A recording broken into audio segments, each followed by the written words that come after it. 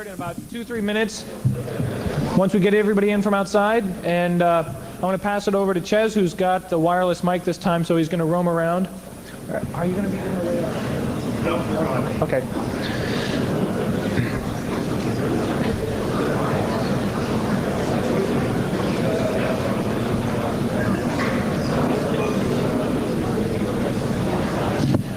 Apparently, I said I was going to get a questionnaire out. The questionnaire never got made because of other related problems at the hotel. You can guess what they were. So I'd really like to get your feedback, though. You can send me email. We already have a lot of ideas on what we're going to change, but it's always good to get feedback, good or bad. Otherwise, we don't know what to change and what to improve on. So feel free to draw me email, and we'd like to hear from you, and input for what kind of tracks you'd like to hear. So with that said, we can close down those doors, and we can pass it on over to Ches, Bubble Master. Take it away. And thanks for putting up with everything, guys. You were great. After this is over, that's it. I'm not big on closers. You can tell me what you think about it later. And I hope to see a bunch of you at DEF CON. We're starting registration tomorrow around 10. So see you guys there if you're showing up. Testing. She stood on the... It's not working. I turned it off. There's another one there. There we go. Testing. Yeah, okay, we got it. Oh, great. By the way, this single item is the best conference giveaway I have ever seen. Yes. And I have been to dozens and dozens of conferences. Okay. Well, what's this talk about? Well, I've been a science guy since 4th grade. And a very lucky one, I ended up at Bell Labs, which is filled with science guys and gals. In fact, I hang out with Bill Nye every once in a while. We're science guys. And so I like science. In fact, my degree is in fundamental science from Lehigh. We didn't have a computer science degree, so I made one up. I mean, they had this thing called fundamental science, which is a bunch of different science stuff, and then go off and do the math and information science and electrical engineering and sort of build a degree out of it. And the dean was cool with it, so that's fine with me. And I even learned how to spell fundamental before I actually graduated.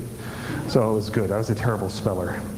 So what happens is I've been invited all over the world to give talks, and it's been one of the side effects of writing the security book. And it's been really great. I mean, people, they pay for me to go to Germany to give a talk. They paid for me to go to New Zealand to give a talk. I said, well, heck, we'll connect the dots and go around the world.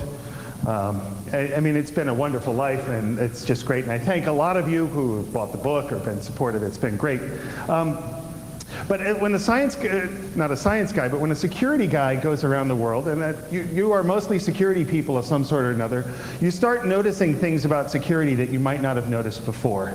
And so what this is sort of a travelogue in time and space, looking at security things I've seen. And if you get a little bored, if the pictures get a little monotonous, wait a few minutes. I'll be boring about something else in a couple minutes further on. I'm going to cover some science here. For those of you who slept through biology or went to the computer lab instead, you may get some that you hadn't gotten before. This science is so new that a lot of people may not agree with it. I may not understand all of it. I'm a science guy. I'm not actually a PhD in molecular biology, for example, and we're going to do a little of that today. And so even experts disagree, and I may just get it wrong, and sometimes people come up after this talk and set me straight on it, and that's great. I'll change the slides for the next time I give the talk. Okay, I actually have a lot of slides here. We're going to go through quickly. Even though it's open-ended, I'm not sure how long you actually want to sit here and listen to this babbling. This talk was inspired by a trip to the Baltimore conference I took a couple years ago, when some ex-spook came up to me and said, I've been in counter-espionage for 20 years, and now I'm retraining myself in computer security. And the thing he said is, it's all the same stuff. The same rules we had over in counter-espionage, we have in computer security. The details differ, but it's all the same stuff. And that's what I'm going to talk about today is, it's all the same stuff. Okay, so we're going to start with perimeter defenses, which includes the pretty good wall of China. Now the pretty good, oh boy, we're going to be doing some swapping here today. The Chinese don't actually use this name for this wall. They think it's better than that, and it is an awesome thing to visit, I can tell you. But when I actually go and try to read about it in encyclopedias and books to find out, I'm the security guy, I'm coming in to do a cost-effective analysis, did this thing actually work? And I get mixed results out of it, but the answer seems to be, well, sometimes. In fact, it was originally built not to keep armies out, but to keep those Mongol traders from coming in and messing up the Chinese economy. And for doing that, it does a good job. I mean, you would not want to charge up this hill and attack this thing. On the other hand, many people have told me that this is just a delaying action, and the whole idea of the wall was to hold them off long enough so the signal fires could summon the armies of peasants to come and defend it. At any rate, Genghis Khan walked through the gate and basically walked into Beijing. So it failed in that point. And of course, it goes down to the ocean. It can't go any farther than that, so you can go around it. Does this sound familiar? You know, no matter how far out you build it, you get in a boat, you can sail around it. So there's that too. I said that already. Good. A wall is a single layer of defense, of course, and this was fairly reassuring. And they had cheap labor, so it was easy to do this.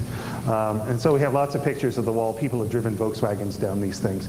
And it's just amazing. It goes off into the distance. It goes over a number of time zones, and they added more to it. And all it took was peasant labor, which was very cheap. So that's one form of perimeter defense. And as you can see, we've gone through 12 of the 112 slides, and we're actually waiting for the disk. Here is actually a satellite photo where you have version 2 of the wall, and version 1 was this part that shows up mostly from satellite. It turns out the wall is not impressive for the whole length. It's like any other security where they can see it on the mountaintops or in the popular valleys. It's a wall. In other places, I am told it's just a pile of rocks. You know, well, nobody goes down there. It's okay. You know. Does this sound familiar? Yeah, which reminds me of the crummy wall of Lucent. We have at least 5 firewalls and probably 2 or 3 times that many. I don't know if anyone knows how many we've got. I've done a scan with my network mapper and found 266,000 hosts. We've circled the wagons around Wyoming. 200 extranets that we know of, and I think it needs balkanization. We need little walls. And I'm not just up here trying to sell firewalls. I don't think I can defend more than about 40 hosts.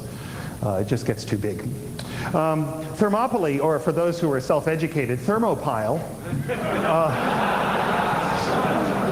is another similar wall situation where there was, I'm sorry, it's 600 Spartans, I believe, defended a narrow pass and basically kept the ravening Persian hordes at bay until farmers showed them a goat path to go around and come back and kill those brave Spartans.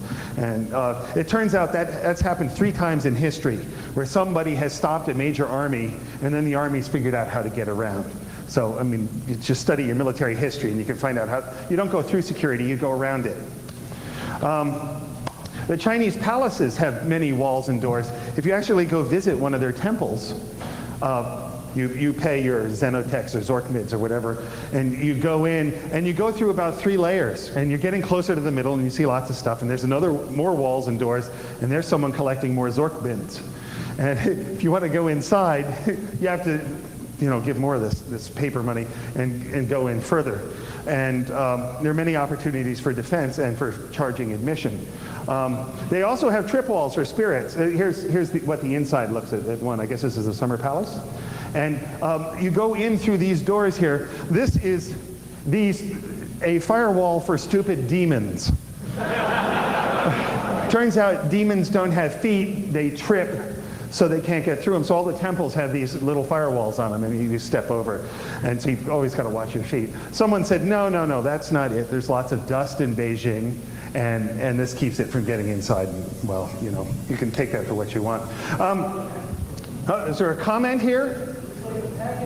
Looks like a packet filter. Well, packet filters could be a lot better than that. I mean, they're hard to get right, but when you, I mean, you know. Okay, so here's another perimeter defense, the U.S. Capitol building. You can see the wall right there. I am, of course, referring to the flower pots. Yes, indeed. Let's have a close-up of these flower pots. Someone tell me what plant is growing in there? Steel plant? Impatiens, right. And these things are all around. There are hundreds of them around the building.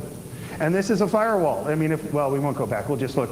See, here's a place you could drive a truck bomb through, except there are 3 flower pots there. And I wonder how many tourists wheel their strollers around these things and not realize what their true function is. But if you actually look up, you can see they fade off into the distance. We've got them all the way around. And here's what part of the integral defense system. He says it takes most of a day for him to go around and water all of the flower pots. He happened to be there. He knew they were part of the defense system. Here they're actually linked together with a chain so that if you hit them hard, you can't blast a hole in them. They sort of stick together. Here is a firewall in this. I should tell you that even walking around with a digital camera, I'm a little uneasy photographing security arrangements at the Capitol. These are guards here. They've got a dog and so on.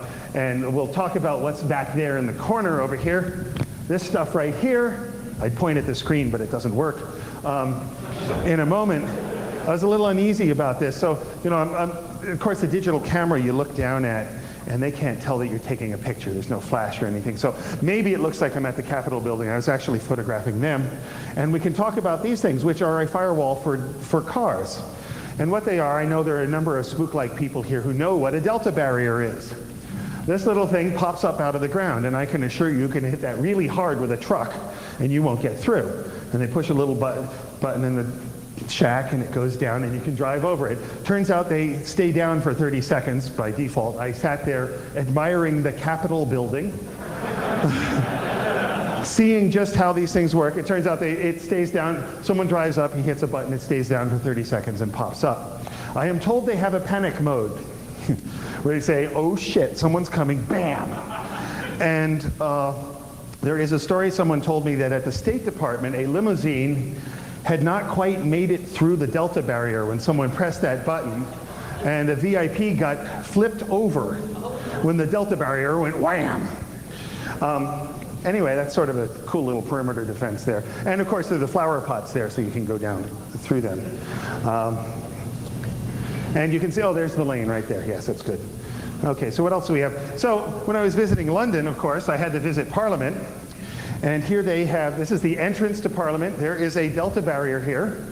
Here is a hole in their firewall. You can drive right around it. What's more, this is one of those stick-type defenses that you might have seen in the old Mission Impossible shows. You know, Mr. Phelps has just gotten the diamonds or got the confession or killed the person, and now they're leaving the East European People's Republic. And what do? There are 2 guards who say, gee, what's going on? And this car goes 60 miles an hour through this stick, boink, and they're off to freedom, you've got bullets shining. Well, I mean, security isn't like that. What that stick really does, I mean, if you're really doing this, is you have the stick 5 miles inland from the border, 3 miles you have an army barracks. So there's enough time to say, someone broke my stick.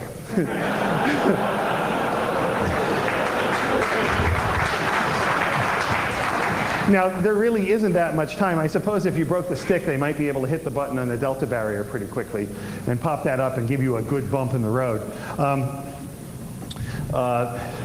Of course, the purpose of the stick is not to stop a truck bomb. It's to show intent. You want the bad guys to reveal their cards. And in fact, showing intent is a layer in layered defenses. Make them show their cards. I haven't been to Quantico yet, but I understand that there's an arrangement like that, an outside gate and an inside gate some miles inside. And presumably some nice little button that says our stick is broken. This is the entrance to Parliament. I also took the liberty of photographing the exit. Apparently, the bad guys are much too polite. It's just not done. We don't drive in the exit. There appears to be no defense here except for the Minister of Silly Walks. And since my hotel was right near the new Scotland Yard, I checked that out too. We do have a fairly substantial stick here, so you can still go through it. Of course, someone who comes from a country of nitrate and fuel oil bombs, seems to me you park it here, start the fuse, run like hell, and this building is mostly gone in about 2 minutes. But apparently that's not done either. And now, lest you think this is all about buildings and such, this is actually a stained sample of cells in my cheek. And Oh, you just scrape them and put them on a slide, stain them a little bit. I think we use food coloring for this. Looks much better here than up there. I guess I need more contrast. At any rate, these cells, of course, are surrounded by a cell membrane, which is very much a perimeter defense. I mean, you've got chemistry and stuff going on inside and stuff going on outside. And one of the biggest things that bacteria and viruses need to do is figure out how to get in and get into the machinery and muck up the works. And then there's this whole defense system of the body trying to decide if there's somebody bad inside that cell. Because if they are, they just kill the whole cell. And then there are virus counterattacks that say, well, we'll mess up that system so they won't know we're hiding inside the cell. It gets wonderful. It's just great. The plasma membrane works as a wall. Okay, it actually has many, many firewalls. We're discovering them almost daily. These are little protein holes that will open up for calcium ions or for a hormone or something like that. And they're just all over there. It's interesting research there. There are pumps to pump in water, pump out arsenic, to get iron, molybdenum, selenium, and so on. And in fact, we'll talk about it briefly. You can actually look at the source code for this now. It's pretty cool. There is recent evidence that cells actually may open connections between them. These are extranet connections. And yes, the obvious security problem appears to occur. There are some types of brain diseases that may spread through these little holes. So you want your defenses to be layered. You want defense in depth. Belt and suspenders, safer. Well, you all know this sort of stuff. So we'll move on and see some as soon as this disk is ready. It is loading its next stuff as fast as it can. There we go. There's Lorton Prison. Turns out if you look from the air, you can really tell high security defense areas because they have 2 layers and lots of grass. I mean, if you're interpreting photos of the Soviet Union, they do this all the time. And you say, that's a secret place. And you can actually tell there are 2 layers, 2 different kinds of security here, and no connections between them as well.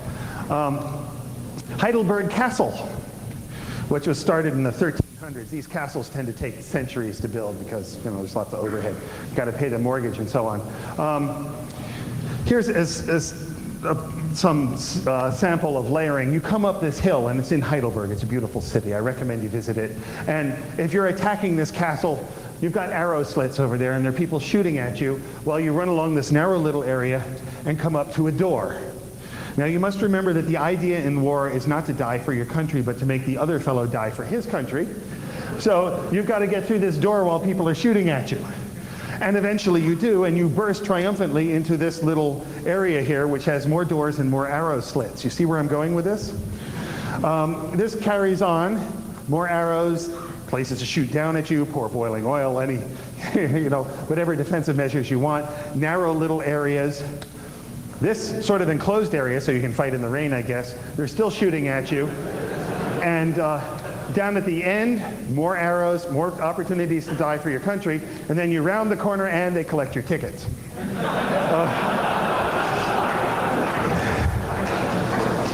And once you get inside, of course, there's, I know, a cement mixer because they're doing construction in there. Failure modes. How do these castles break? I've been trying to find this information out for various castles. In 1622, Tilly captured the castle after a 2-month siege. Siege is interesting attack.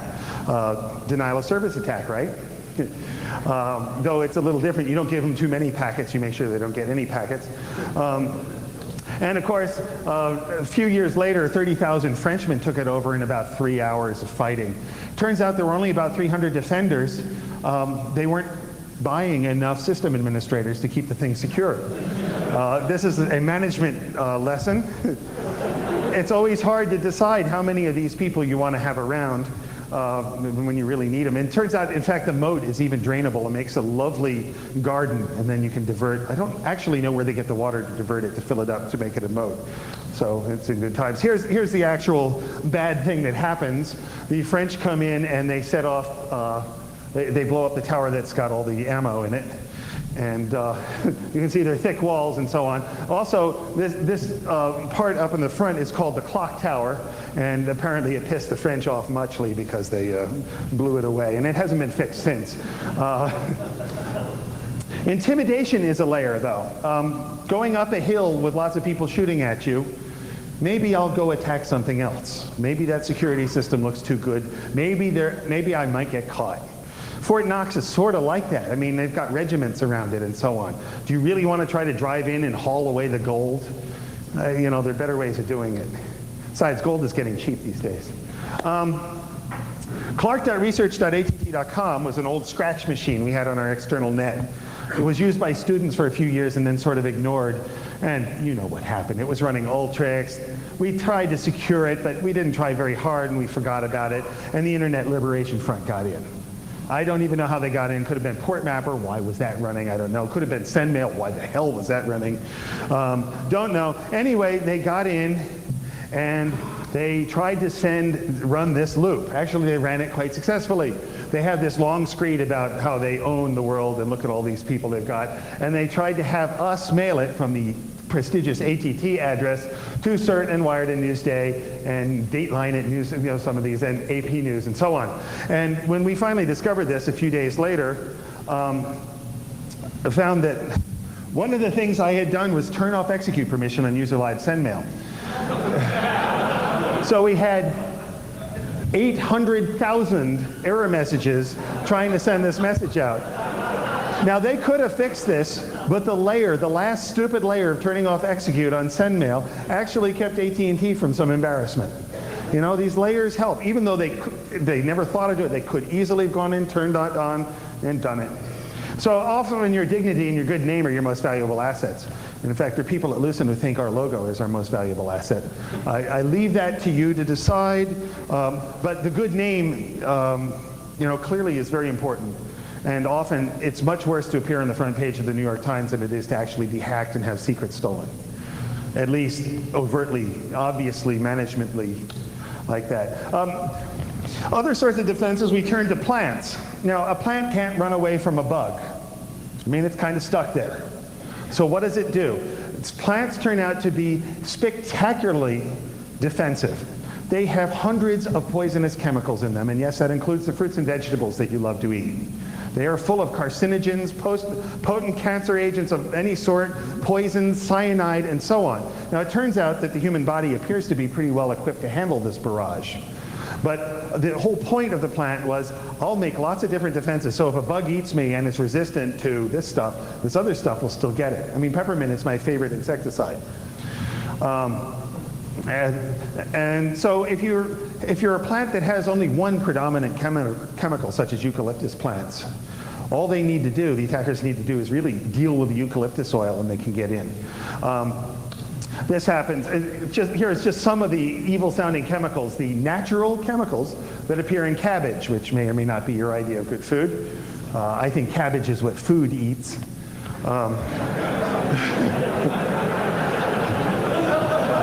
It turns out for you organic folks and everyone else that if you eat your fruits and vegetables, you're probably eating about 1.5 grams of pesticides a day. They're all natural and it's probably okay. You can go look at the work of Bruce Ames from Berkeley if you want to hear more about this.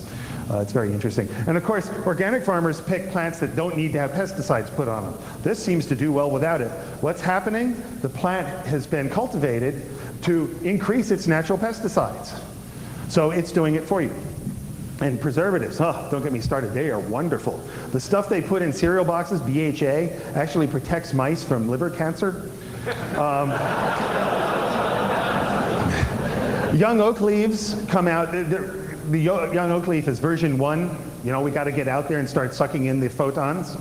And they're actually fairly easy to eat. But after the tree gets going, version 2, which they do get around to, unlike humans, actually is a wonderful mix of chemicals, and that's why many people are allergic to oak, is that they have lots of poisons in them to try to keep the bugs away. Said that all right, good. The mammalian immune system has many layers as well, physical barriers like skin and mucus and cilia and so on. And there's also this innate system. There are some things that the body just knows from experience, historically. This is bad. If you ever taste this chemical, it's bad. It doesn't have to learn it. It doesn't have to be attacked. We don't know that much about the innate immune system. The acquired immune system is the one we all know about with vaccines and stuff. You get a cold, you get some disease once, and the system says, "Oh, this is bad. Won't let it happen again, boss." And so it's sort of like logging it. And you have these little logs floating around. They always remember that. Yes, I really hate the chicken pox you had when you were 5. And if it ever shows up again, we're pretty ready. Obscurity is another layer of defense. Now, many people will tell you don't depend on security by obscurity, and they're right, because that's the only if that's the only layer, you don't have enough layers.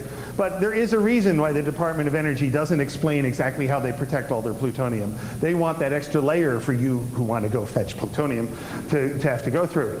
It's often weak and only one layer. Yeah, I said that. A password is usually weak obscurity, but think about it. A really good crypto key, 128 bits, is almost by definition obscurity. It's a little compact hunk of obscurity which you count on. The question is, how do you carry it around with you and use this obscurity to be safe? I think hardware is the only answer to that, by the way. Commitment is a layer. We talked about this before. I used to have attack sensors. I still do it. The stuff Marcus talked about yesterday. Was that yesterday? Yeah, it was. Wow. The stuff he talked about, little alarms, people poking you. And I sort of tried to decide whether the person at the other end was being evil or not. And it was hard. For some things like telnetting in as guest. Well, I mean, that's obviously a good first step to attack a machine. You can go in and look around. There are also other people who would think I can log in here and run some sample programs from Bell Labs. So maybe they're pure of heart. Can I tell? No. Now, if they try to log in as root, I think they've crossed the line, though there are people who said, oh yeah, I thought it was okay. Anyway, you really want them to break something. And in fact, this is why insurance companies want you to lock your doors. They know the guys can still use a chainsaw to come in, but it shows that someone actually has to commit themselves. It isn't like walking in an unlocked door. And we talked about that. Here is a famous security person doing something, he assures me he doesn't do this anymore, called access hacking, which basically means going where you're not supposed to be. This is Marcus Ranum, by the way. In this particular case, I understand he is in a mail facility up on the 3rd floor. And if you get caught, what do you say? I was looking for the bathroom. They told me to go here, I'm lost, help me out. And he goes out.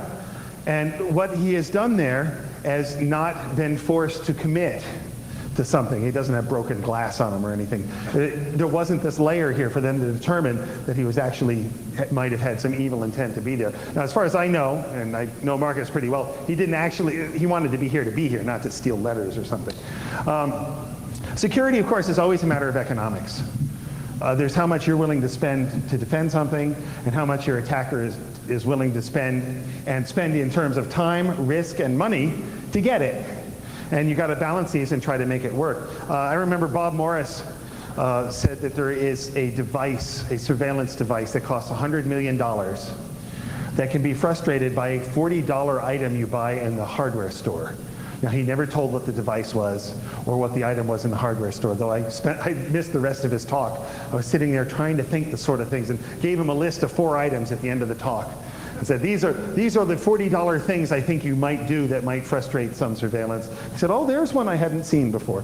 But it's an interesting thing. If you're a little bored sometime, think about what that surveillance device might be and what you might find in the hardware store.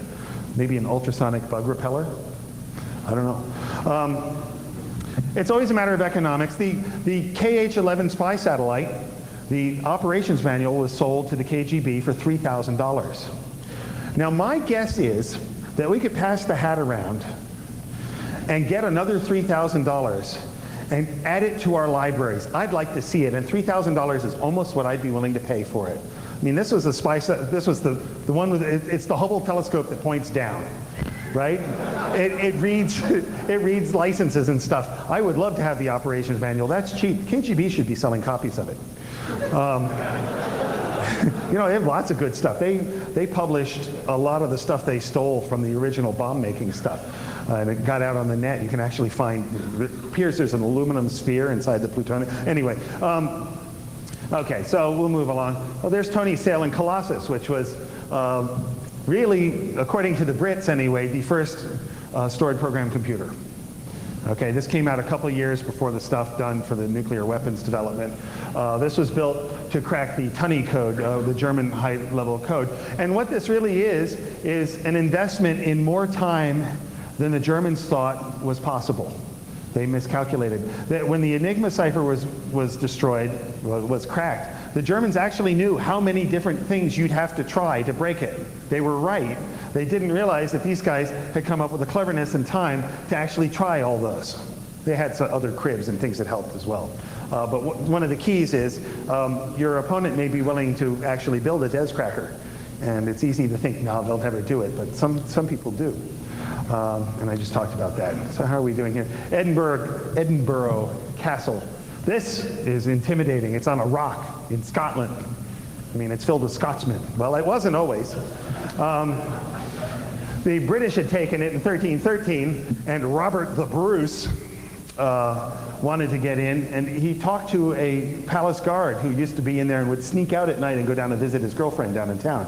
Turns out that way you could sneak back in with some people. He came in one night. The story goes that the guards were saying, gosh, wouldn't it be funny if someone were sneaking up right now and threw stuff off the edge? Who knows? Anyway, they came in, killed the guards, and opened the door. Insider knowledge is very important, and the convenience of being able to visit your girlfriend is bad in this case. It also fell to a siege, and Bonnie Prince Charlie was unable to break in at one point. So you don't go through security, you go around it. Here's Berwick Castle. You can see this has a failure mode here. There's not much left to it. Edward I, Hammerer of the Scots. Now there's a hacker name. This is, before. I think some historically related people ought to go back and do some of this stuff. Hammerer of the Scots led the English, and they went up, and the people in the castle, well, they basically said, we fart in your general direction. And they were ready for a long siege. The Scots in the castle jeered the English, so the English went to the nearby town, dragged the people out, and slaughtered them. And the people in the castle said, okay, come on in. That's social engineering.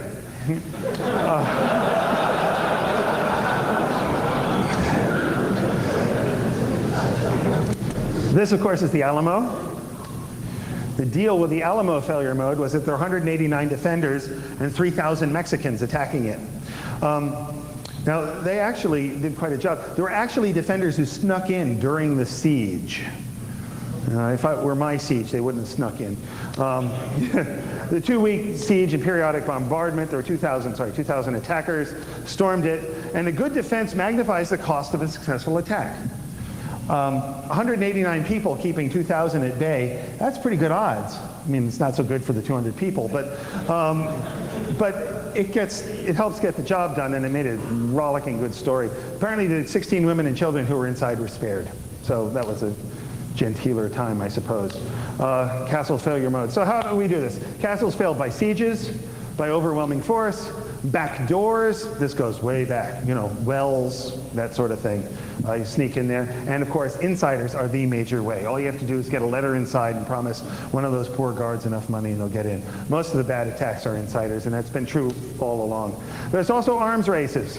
The internet security has an arms race, and I've been watching it now since, I guess, about 1987. We know, well, someday they're going to find this and it's going to be bad, and then they found it. Oh, here's something else they haven't found. Well, we'll try it. I was visiting Andrew Gross down in San Diego about 4 years ago, and he said, I found a stack smashing attack in R-stat-D. I said, I hadn't heard of that one. I said, I don't think anyone's heard of it. I suggested, put in a detector for it and just leave it on a machine and let me know when it's found in the wild. And about 18 months later, I got email from him. It was found in the wild. What the hell is he talking about? Of course, oh yeah. So there are these recognized vulnerabilities, and we are all watching this. I think the bad guys are ahead myself because, our code is mostly crap, and it's hard to get it right. And well, anyway.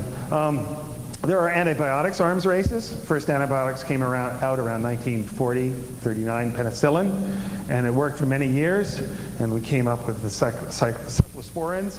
And our most recent one, and of course the bacteria learned this, and we'll go a little bit, believe it or not, oh, I turned blue, yep. Boy, this thing is so gone, I can tell you. I'm going to management and just say, it's time. I wonder, can I get a 3-pound which actually has a CD player in it? Do they make that now? No. Darn. I really like the CD player because you can bring a Britannica with you or the GPS. Well, anyway.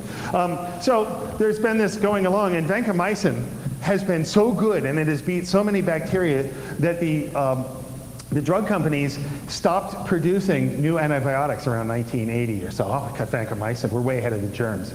Well, they're starting to show up vancomycin-resistant stuff. Turns out the farmers are feeding this to the cows in low doses, which is exactly the way to teach the bacteria how to resist it. So we've been relying on these single defenses and going through layers, and the bacteria are sort of getting closer and closer, and it's not clear what's going on. We're starting to do this with antiviral agents now. We actually have a couple that fight some types of viral infections, and we're starting to see these arms races there too. Bacteria change their own genome. I'm going to skip a lot of this biological stuff because it's the end of the day. Chemotherapy is another one. You attack cancer with some potent chemicals, and you kill almost all the cells, but some of them learn the trick and survive. This is the whole idea behind evolution. And you get into this arms race, and maybe the way to do it is to provide multiple chemicals at once so that there's no way it can resist all of them. It turns out, interestingly enough, that there is a pump in the cell that pumps out evil drugs. And both bacteria and cancer cells in our own body have the same chemical pump, plus or minus a little bit, that do the same thing. It's interesting. It's conserved over all of that. So for most of the rest of this talk, I thought I'd look a little more into life, because it's been dealing with a security business now for about 4.2 billion years. And we're just little beginners in this. It's murderous out there. So I'll go through this. Life already has nanotechnology. Proteins are nanotech. They're slippery, sticky, charged shape. They flex and fold. You've got leucine zippers and zinc fingers, and they have all sorts of different shapes and little motors that move along and spin and do all sorts of stuff like that. They've got it all. It's all powered by ATP, which pound for pound has as much energy as TNT. But you don't blow up, it just sort of uses it. It's a great battery. I look forward to a computer chip that runs on ATP, because if you could put it in the bloodstream, then maybe you wouldn't need a battery for pacemakers and stuff. Assembled with instructions from the nucleus, which of course has the firmware. Levers, wedges, linear rotary motors, I said that. They're debugging tools. We're getting really good at knocking these things out. Well, we take a mouse and we turn this gene off and see if it grows up. And so the mouse is a print statement, right? And you can even have it, when you express this gene, add this little extra bit which makes it fluoresce. So when it starts making the protein, you can shine ultraviolet light on it and say, oh, that's where it's making it. So they have these wonderful sorts of print statements that are going in and debugging tools that really let them zoom in on this sort of stuff. And of course, gene sequencing is really something. The software is in the nucleus. There are 3 of my personal nuclei. Stained with red food coloring. The biological software is a RISC instructions. They're very simple, but there's a complex interpreter, boy, I'll say. There's a passive software library in the nucleus, which has these machines running up and down it, turning it on, folding it, unfolding it, and basically deciding what gets executed. It is parallel execution, by the way. There is self-modifying code, and it's an important feature, not a bug. There are disassembly projects going on. I get Nature and Science, and these are magazines for those who aren't science people. And every few weeks we have, here is an analysis of the firmware for a new bacterium or a worm or something like that. And even if you don't understand the biochemistry behind it, they have it chunked up. This is the stuff that repairs and fixes DNA. That sounds good. This stuff probably gets rid of poisons. Oh, that's cool. This goes and scavenges important stuff we need. This does energy and builds cell walls. These are mysterious ones we don't understand, but they probably make it more infectious. It's very cool to look through this because we're starting to look at the firmware. When you look at the firmware, you can actually figure out how they work and maybe do great stuff with them. And of course, they're working on human beings. There's one virus, one of the first ones sequenced, has 7 proteins encoded in genetic code that have room for only 3 proteins. How did they do this? Well, the genetic code, it comes in triplets. That's sort of their word size. If you shift the word 1 or 2, you get a completely different code, and you can read it in the other direction. So can you imagine writing an assembly language routine that you execute for a while, and then shift the instructions right 3 bits and keep executing, and figure out how to do this all? I mean, this is really tight code. Very cool stuff. You can patch DNA. There are things like retroviruses, HIV is an example, that will actually put stuff in there, and that's a valuable tool. I mean, that's how you get stuff to execute. Larry Wall, we need a good Perl interpreter patcher for this. Someday it'll be possible to sequence a human being very quickly. The Human Genome Project is moving along, and it'll be done in a year or 2 years or sometime pretty soon, and it will have cost $5 billion. I predict in 30 or 50 years, you'll come home from the hospital with your baby, if we still give birth in hospitals or wherever, and you'll have a CD which will have your genome, and for an extra $1,000, the latest analysis of what's going on there. And of course, even if you're worried about clones and stuff, all of us could use a little editing. For example, I seem to be susceptible to these benign things called lipomas. Little lumps that grow in your body. They're not cancerous or anything like that. There's good evidence that lipomas are correlated with something on chromosome 12, and my bet is that there is somewhere in there, one stupid base that's wrong. And if we could just flip that one, the lipomas would go away. There are also people who live a lot longer than the rest of us. I want to know what the firmware is. Let's do some point edits. No master race here. Let's just fix some problems. There are lots of things susceptible to breast cancer. All of this stuff, a lot of these are point mutations, single errors. And we ought to be able to get our firmware and edit that. Now, there are hugely scary side effects. This is not a panacea, but it's going to come. We might as well take the good with the bad. Designer genes. For example, recent research showed that if you build a 24th chromosome, there are 23 pairs in the human body, if you build a 24th one and stick all the necessary firmware around it, it will replicate. The cells, oh yeah, here's another one, okay, it'll replicate. Interesting. By the way, chimps have one more or less than we do, which means some chromosome pair, which means that about 5 million years ago, we had the same number. There must have been someone who started with a different number. That's sort of weird. I'm not sure. Microsoft trademark could go in the chromosome. And with some error correction and stuff, truly it would be Microsoft. You could even pay a monthly subscription to a drug that activates it. Yes, as long as you keep taking this drug, your Microsoft chromosome, this is scary stuff. I'm not actually suggesting that Microsoft would do something like that, but you get the idea. We don't know the name. How about a site license? Sell some firmware to the Chinese that makes them not lactose intolerant anymore. That's an idea. So software is under attack all the time. Our DNA is just hugely under attack. The best numbers I've heard is that each cell gets 10,000 mutations a day. Now that sounds like a lot. Now remember, there are 3 billion base pairs, and most of that appears to be junk DNA, junk being the scientific word for we don't know what the hell it does. And it may or may not have some structural use. It may just be junk.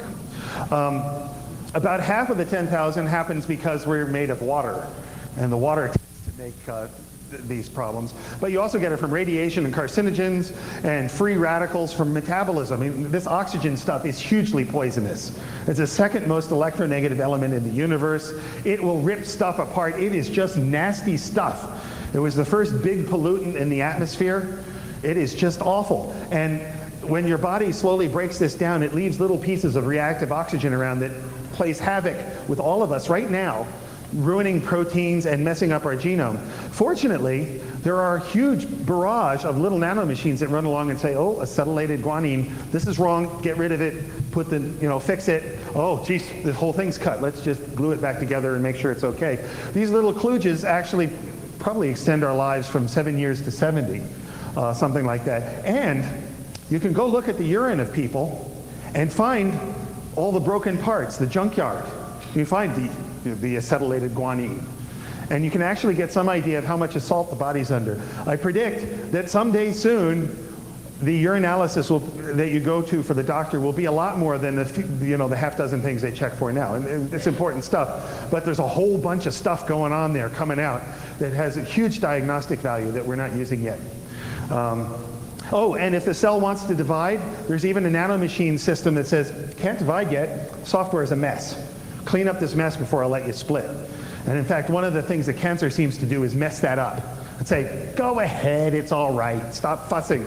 And so you get bad replication, and that's bad. What it normally does, it has this checkpoint stuff. It looks through and says, gosh, this is a real mess.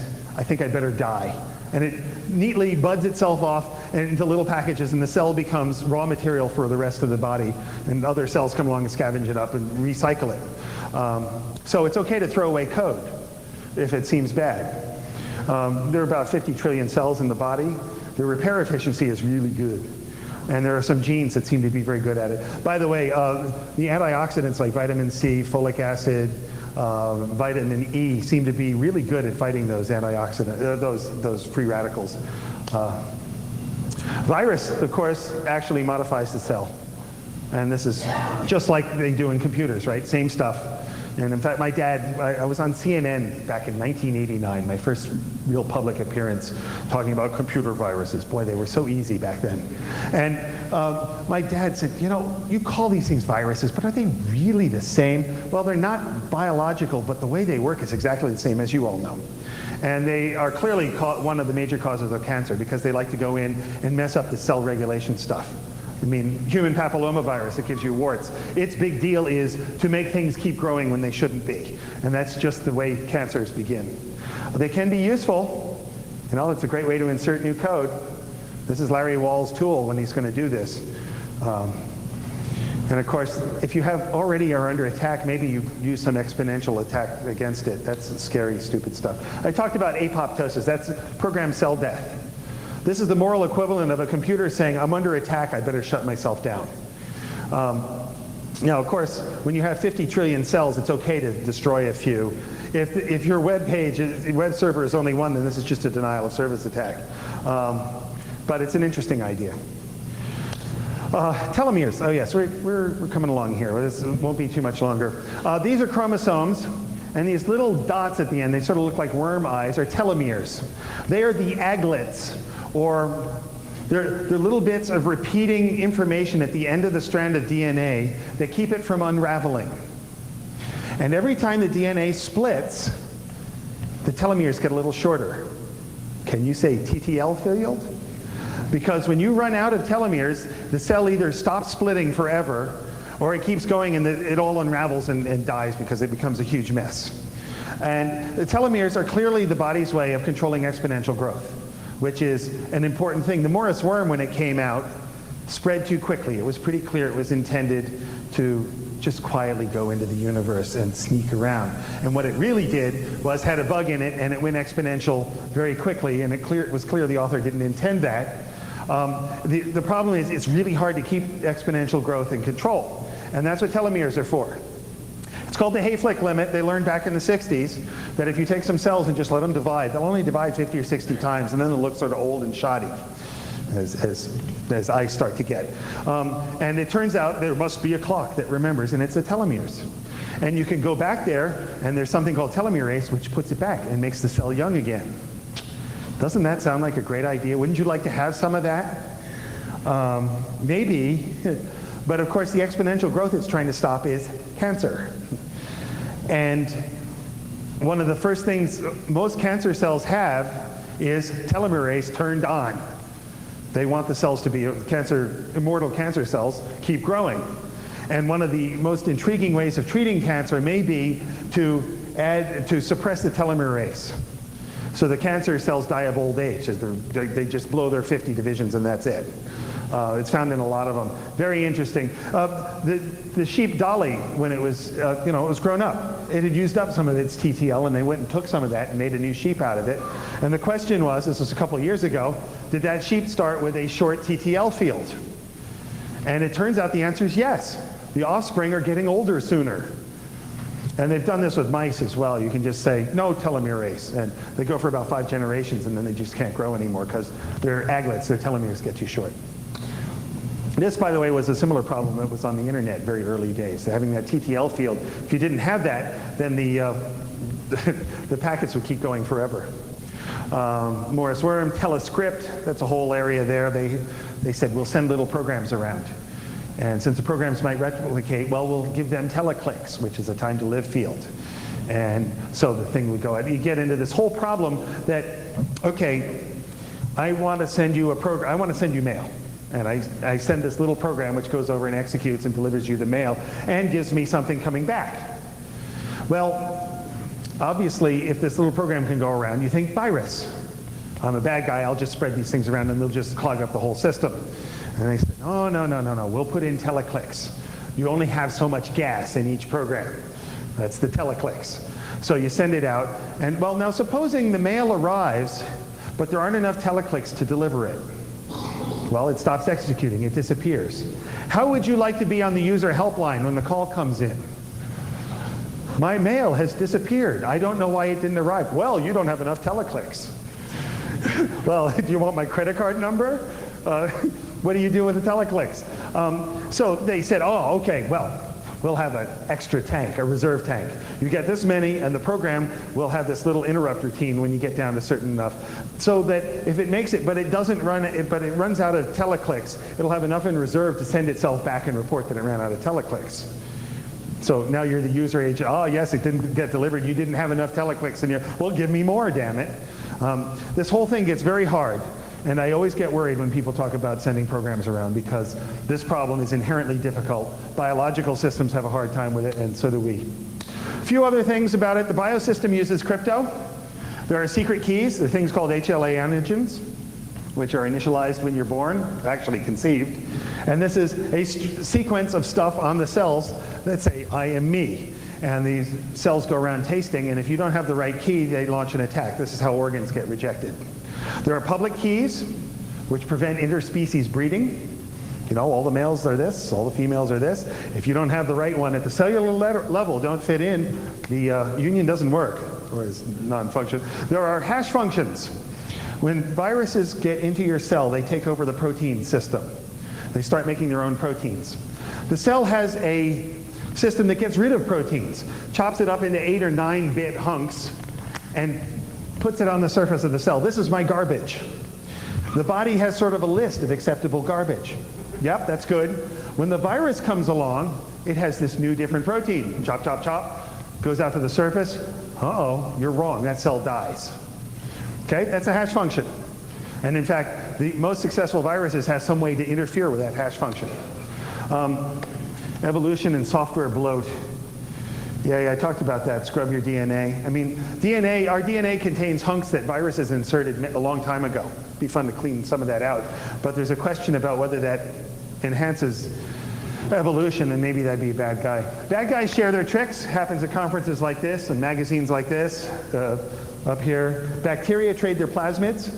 Hey, I'm still alive. You want some of my DNA? Yeah, sure. This worked for me, you know, I had a bad case of penicillin, try this. They even do it through different species. They trade this stuff. Pretty amazing. So can we draw some deeper lessons from the biosphere? I mean, we're just beginners on this. Exponential growth is hard to control, period. If you have some great new idea that has replicating programs going out into some space, someplace, you're going to have to face this, and my bet is you're not going to succeed. Defense in depth is good, we knew that. Apoptosis, maybe there's a lesson there. I don't know, this is a bit of a stretch, but it's interesting to look at this stuff and find that it's all sort of the same. There's no such thing as perfect security. Some of us will die from bacteria and other things, and that's okay because the rest of us survive. That's all right with the life system in general. Abscam proved that, I mean, we knew that, as Bob Morris said, we knew that a congressman could be bought, we just didn't know that I could afford one. The human immune system isn't perfect, but it's good enough, and that's always something we're going for. I mean, there's no such thing as perfect security. Frequent password changes. Yeah, password changes in malaria. I could go into that. Monocultures are dangerous. You don't plant Kansas with one strain of wheat, because when the wrong thing comes along, it will wipe out the whole state. Now, that of course suggests, well, is Windows 98 one strain of wheat in our fields of the internet? And the answer is yes, and that is dangerous. Now, the moral of the story might be that you should all go home and write your own operating system. But I don't think that's going to happen for most places. We did at our place, and as a result, we're pretty resistant to a lot of the attacks that go on out there. But this is an interesting problem. The world is getting QWERTYized in our operating systems. Just as we have a crappy keyboard because the wrong one won back in 1889, we're now stuck with that, and we are setting standards for the future.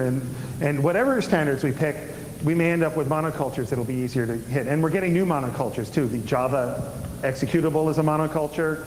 The operating system, one particular popular Red Hat Linux is a monoculture for that. It all happens here. Transitive closure attack, I attack A and then go to B. That happens in nature all the time. It turns out the model for flu, where does flu come from? The new strains? Well, the ducks seem to fly around with it. They land with the pigs in southeast China, where ducks and pigs live together on the farm. The pigs catch it from the ducks. It mutates, changes, and eventually the pigs give it to the farmers, and that's where we get the next Asian flu. And that is one of the reasons that we get so many flus from influenza from that part of the world. And does this sound like a fairly common attack? There are other ways, but it's frequently what happens. H5N1 was the scary new flu that popped up about a year or two ago in Hong Kong. Looked like it was a real killer. That's going to hit us. Talked about that. Yeah. Other pending targets. I think that about does it for me. This has been fun. I actually looked around the hotel looking for more security stuff, but a little bubble in the ceiling with a camera isn't very impressive. I guess the best part is those carts they reel around that have money and the little light saying, I am here. So you can keep an eye on it. They're not going to run away with that. So anyway, that's basically my talk, and thank you very much.